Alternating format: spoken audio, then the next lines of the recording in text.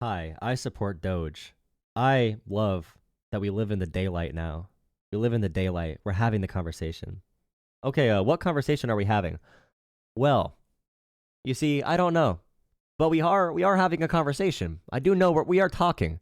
I don't know what we're talking about. I don't know what the policies are. I don't even know where I am, but I do know we're having a conversation, and that's all I want. We are in the daylight, my friends. That is Doge. I just talked to Doge. Well, first of all, I want to say it's a pretty cool thing going on. It seems like you have a lot of people watching you, and any open political discussion is good for the country. So good on you. Yep, I appreciate it. But yeah, what do you want to talk about? Start with Trump. Yeah, and also if you have wind around you, if you could block it with your hands as much as possible, that'd be great. I'm hearing a lot of wind interference in the microphone. How does this Um, sound now? Still there? yeah, that's a little bit better. Yeah, before it Yeah. sounded like you were in a wind tunnel. But yeah, for sure. You said you're not gonna say Trump's a good guy, but you were gonna make another point. Yeah, he's not a good guy. He has a slew of problems. He's obviously hated throughout the country. His character is poor. He's made 1.5 million bad decisions, but I still think he's probably the best thing for our country at this point. Specifically, because of Doge, right? Because of the debt. I think that's a good place for us to start if you want to talk about it. Our country was rapidly deteriorating. We were facing a fiscal crisis, the likes of which the world only sees every couple of hundred years whenever a giant nation state gets overextended on debt and begins to default. Even our interest payments were going to be over $1 trillion going into next year. Trump's not the guy to sit down and solve it, but he brought sunshine. He brought light, sunlight, which, in the words of David Freeberg, is sunlight's the best cleanser. The money's been a big issue for this country, and the Democrats. I was a Democrat at one point. They have a lot going on, you know, between all of their different social programs and the people that their voter base that they're going to support. So I'd like to think about your thoughts for that for now, and I have a couple other points, but what do you think about that? So every cut I've seen from Doge is talking about some random government grants for like $50,000, maybe $100,000. Some government agencies that get probably less than 1% of our federal funding. Getting rid of things like the Consumer Financial Protection Bureau, which literally just limits corruption, is one of the big things I heard Vivek talking about. And also Elon, and also Mark Andreessen on Joe Rogan spoke about that. Unless if they're planning on cutting entitlements, so Medicare, Social Security, Medicaid, unless if they're planning on cutting those, there's not much you can really do to the national debt because Trump did some of the largest increases to our defense spending of any president while also cutting taxes in his first term. Even taking out COVID, because COVID was a big expense, obviously, but even taking out COVID, Trump's debt accumulation was huge, and it The was same as for Biden's, tax cuts. actually. It was really big, both of them. Sorry to Yeah, cut it you was off. it Go was ahead. the same. So I agree, but if we're going to go into a national debt, I would always rather do that for infrastructure and also manufacturing versus doing it for Trump, who did it for tax cuts for the ultra wealthy. If he would have done middle class and just working class, that would have been cool. But for the ultra wealthy, which most of those tax cuts did not trickle down or go to wages, it went to stock buybacks and enriching shareholders and corporate boards and CEOs. So I'd rather go in debt spending, funding American infrastructure, rather than do that for tax cuts for the ultra wealthy. Yeah, and I hear you, but I think that what you have to do in this conversation is really understand the severity of the debt and realize that neither of those two things, the Democrats' perspective of taxing the uber wealthy to be able to generate income to pay off the debt, or the Republicans' way of cutting taxes and um, Increasing cutting spending. and then cutting social programs, right? Yes, spending, whatever you want to call it. Neither of those are enough, right? They're So going to what would net you about the do? You have same. like a set list of policies that you would want to do to lower the national debt? Like, is there something you would we can't tax more, we can't cut entitlements. So, what way do you think we get out of our debt crisis that you Yeah, see in America right now? absolutely, absolutely. Well, the number one thing is you're going to have to cut, right? You're going to have to cut spending across the board, which is going to hurt, especially because right now we're at a point where Mitt Romney said it, and it's what lost him in 2012. Whenever he said that famous quote, you probably know it: 48% of America doesn't matter. No one really reads into it. And what he was saying, I'm not saying I agree with him, but he was saying that 48% of America is being paid by the government, right? Now we're at a point where it's less to 2%. So cutting spending is going to hurt people. But the problem is right now the government pulls in about 18% of GDP through taxes every single year. We would need to get that up to 45% to be able to sufficiently pay off the debt, as well as cutting everything. If you're going to ask me what we're going to have to do, it's going to be a lot of it, and it's going to take a lot of change in this country. But it needs to happen because, like, you seem like, I've watched you for about 30 minutes now. You seem like somebody who cares about people's general well-being and is, pretty good head on your shoulders. So you can see or visualize in your head the problems that face Americans in poverty, right? All of the social programs the Democrats care about and try to resolve. If the debt increases, poverty is going to increase, and it's just like education. What's the number one thing about bad students in this country? It's poverty. It's not No Child Left Behind. It's always poverty. And the Republicans at this point are at least the ones leading the discussion, right? That's where it goes with me.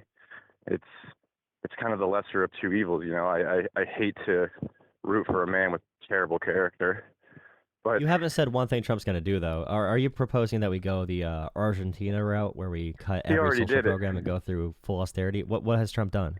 He already did it. The fact that Elon and the Department of Government Efficiency, right, is a visual message. You already said it yourself. He was able to stop the annual spending bill with a tweet. Yeah, because they wanted to increase Two the debt years ago. ceiling by $5 trillion, right? They want to increase the debt ceiling by $5 trillion. But right, but it's the same thing we have. There is no solution to it right now. The only thing we have right now, in my opinion, is sunlight. We need a So lot of okay, smart okay, people to okay, work no, together. okay. You So see what I'm bring saying up. there? I'm talking about facts, though. So when we talk about policies, how is raising the debt ceiling by $5 trillion going to help solve this issue? He's not raising the debt ceiling by $5 trillion. That's one of the reasons the budget got stalled, is because Trump wanted to raise it by $5 trillion. That's one of the main Not reasons. Trump. We're not talking about Trump here. We're talking about the Department of Government Efficiency. Elon is the reason the bill got stalled, and the demands were Exactly. raise the debt ceiling and also take out provisions, for example, to slow investments from Americans and Chinese companies.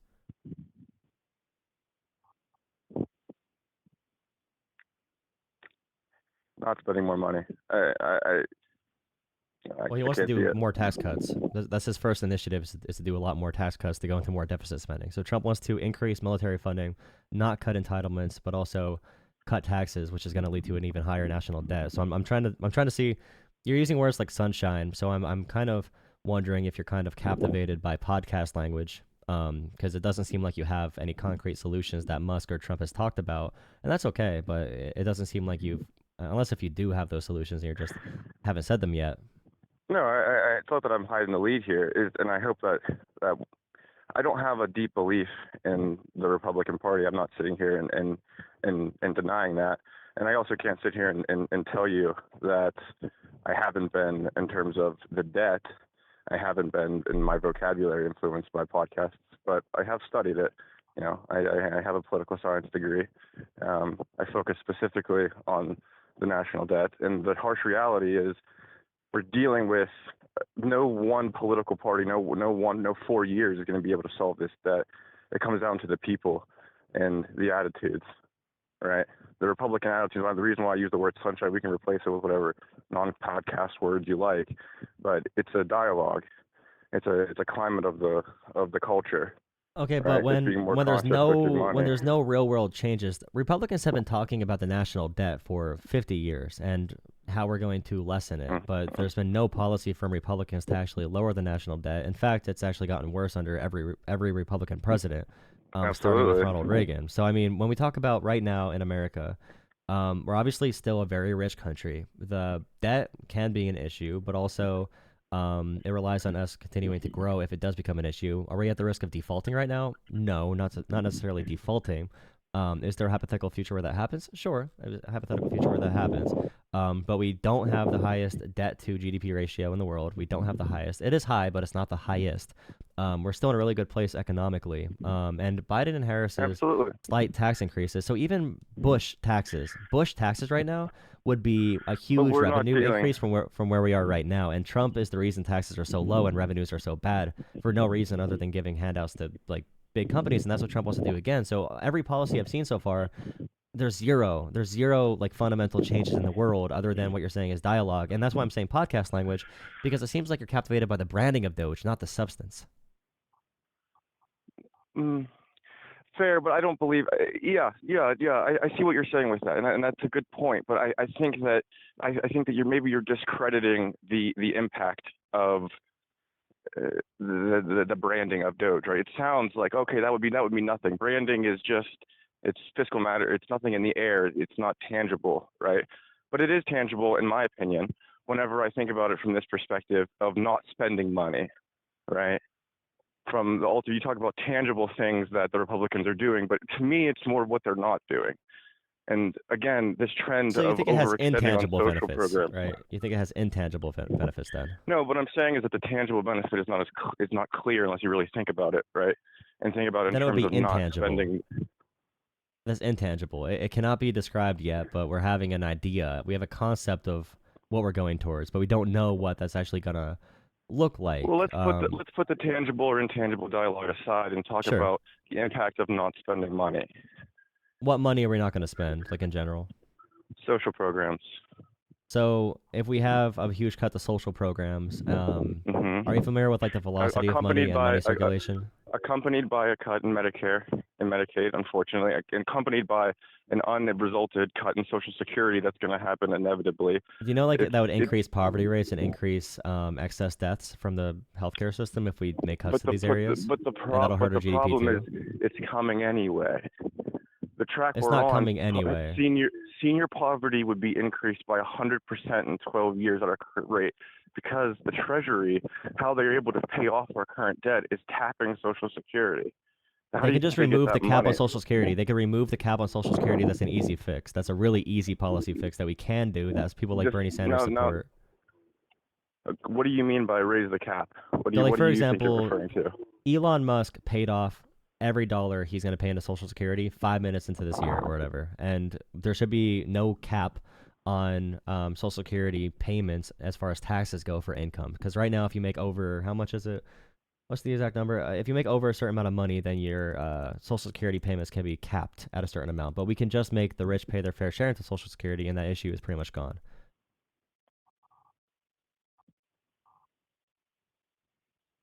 Especially when Social Security benefits the rich more, because if more people have health care and Social Security and money, if How people have money, they're able to how spend that much money into local the economies. problem is you're underestimating the debt.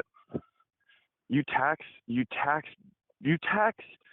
Okay, listen to this. This is gonna blow your mind. It might not blow your mind because you have again you're obviously a poli sci kind of guy, but you could tax the rich, the uber wealthy, the 1% of the 1% at 45%, at 50% tax rates. Take half of their wealth, my friend. You're not saving Social Security.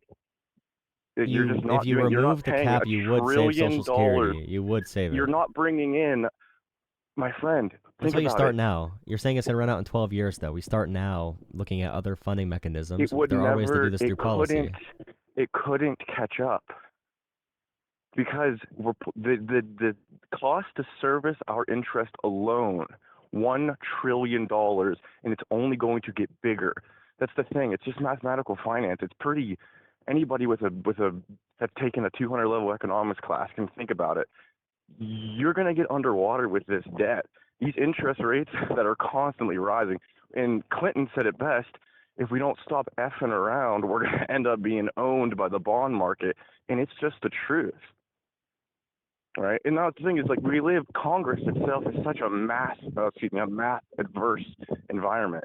Nobody wants to look at the math. It's just, it's slightly advanced financial Do you economics. realize It's removing the just cap for Social Security would actually increase Social Security's solvency by like 50 years, or removing that cap, or maybe even more years, because inflation is an impact, GDP is an impact. So many companies go into debt to grow, and that's a different thing from national debt. But also, Vivek Ramaswamy and Elon Musk talk about the national debt as if it's a car loan, which is also a huge misunderstanding of what national debt even means and why we finance certain things through different currencies, and also we fund certain investments that are going to pay off.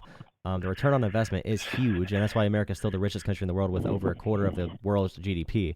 So if we talk about actual numbers instead of hmm concepts of the of the debt defaulting, and like I said, I mean, there's a hypothetical reality where America's just not economically viable. I don't know what would have to happen, but there'd probably be bigger issues, at that time to solve other than the debt. If America fell from, America would have to really mess up to actually default on the debt. we've already messed up. Like this has been happening. You talk about they've been talking about it for 50 years. This is a 15, 20-year problem that's been going on in this country, and it's not really getting. My whole thing is, I like that it's being talked about, right? And the reality is you say that it's not like a car loan. It's not like a car loan. Sort of. Well, Sort of, yeah. it's I mean, There's different ratios in terms of the return, but no, it's just finance. It's like the interest rate on your car loan is the same as the interest rate that the government's going to be paying to the bond market on treasury debt.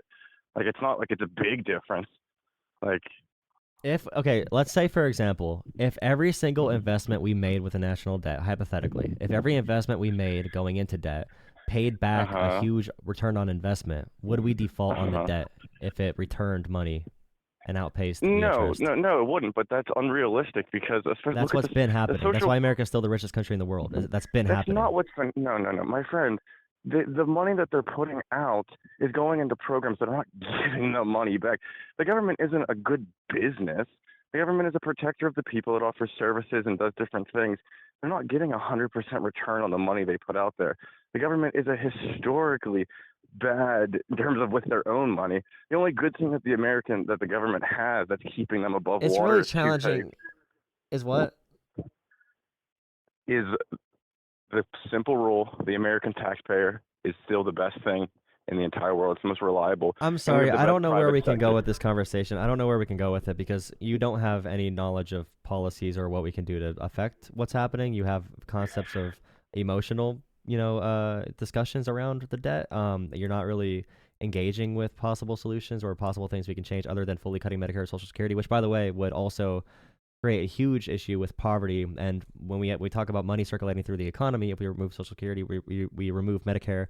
Those who are employed because of that funding lose their jobs. Those who get funding from those different systems no longer have money to spend. So we have a bunch of old people who are going to be now on the streets in poverty, just like before Social Security and Medicare. So now we're going to remove all this income from the economy that's helping prop up, especially rural economies. So we're going to have more bailouts or just allow rural economies to fall apart completely. Farmers' bailouts are a huge expense for us.